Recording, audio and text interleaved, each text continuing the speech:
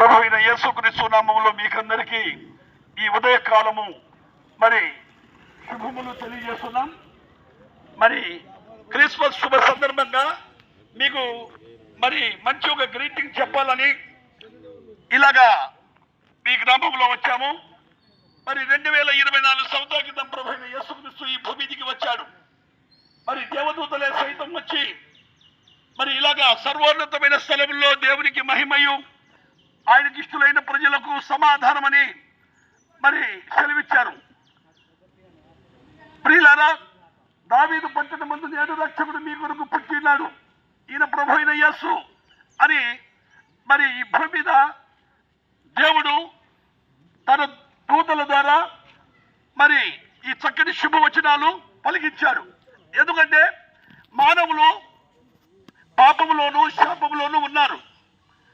అలాంటి పాపము స్థితి తీసివేయడానికి, ఆ పాపము నుండి శాపం నుండి కొట్టివేయడానికి మరి ప్రభువును రక్షకుడైన యేసుక్రీస్తు ఒక మానవుడుగా, శరీరధారిగా, సంపూర్ణమైన దేవుడుగా ఈ భూమి దిగి వచ్చి మానవులందరి కొరకు ఆయన తన ప్రాణాన్ని శిలువలో మరి బలి చేశాడు.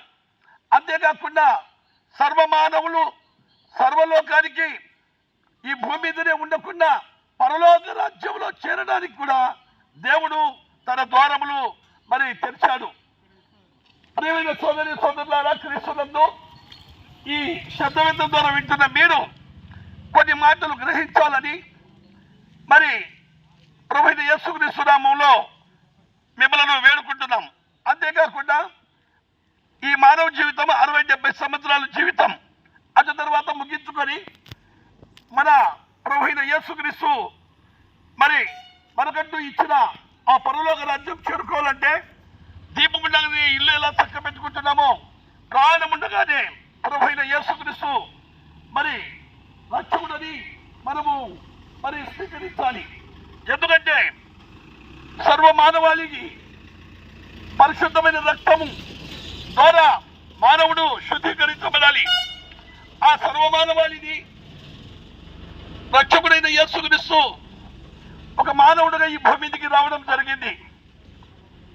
మరి అనేక మందికి గుడ్డివారిని మూగవారిని చెవిటివారిని, అంతేకాకుండా ఎంతో మందికి ఆయన మార్గదర్శిగా ఈ భూమి మీద మరి ఎన్నెన్నో మరి గొప్ప గొప్ప కార్యములు చేసి ఆయన మానవులందరి కొరకే శిలువ మరణం పొంది సమాధి చేయబడి 3వ దినమున సజీవుడిగా లేచాడు. మరి యోహాను సువార్త 14వ అధ్యాయము 6వ వచనములో యేసు చెప్పెను, నేనే మార్గమును, నేనే సత్యమును, నేనే జీవమును, నా ద్వారా తప్ప ఎవడును తండ్రి యొద్దకు రాదని మరి దేవుని వాక్యం సెలవిస్తుంది. ఓ సోదరి సోదరులారా, ప్రభువునందు మీకందరికీ మరి మార్గము, సత్యము, జీవమైన దేవునికి మనము కనుమని పరలోక పట్టణం చేరాలని ఆయన సెలవిస్తున్నాడు. మరి పాపులను రక్షించుటకు క్రీస్తు యేసు లోకమునకు వచ్చినది వ్రాయబడింది.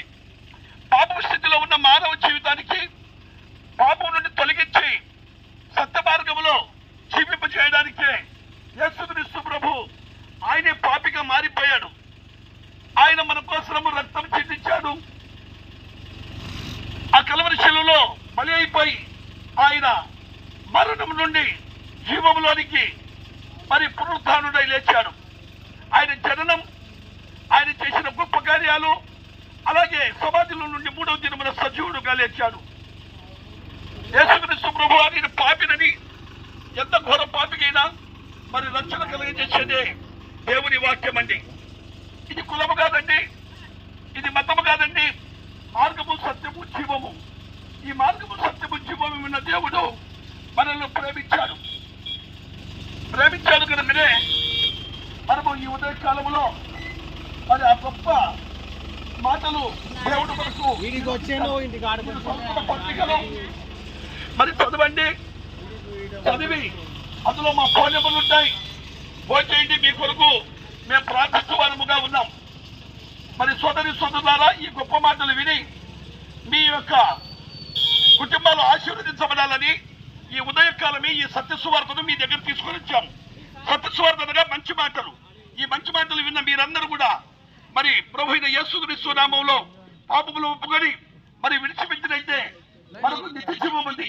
ఆ గొప్ప నిత్య జీవము మనకు ఆ దేవుడిస్తాడు. మరి సోదరులారా, ఈ గొప్ప మాటలు ఎక్కడ దొరకవండి, ఏ బళ్ళో ఏ గుళ్ళో దొరకవు. కానీ మరి ఈ యొక్క యేసుక్రీస్తు ప్రభు ఈ భూమి మీద ఒక మార్గదర్శి ఉన్నాడు. ఆయన సత్యము జీవము మార్గమే ఉన్నాడు. ఈ మంచి మాటల చేత మీరందరూ ఆదరించబడతారని మరి చెప్తూ ఈ మాటలు ముగిస్తున్న మీ కొరకు ప్రార్థన. ప్రేమ కలిగిన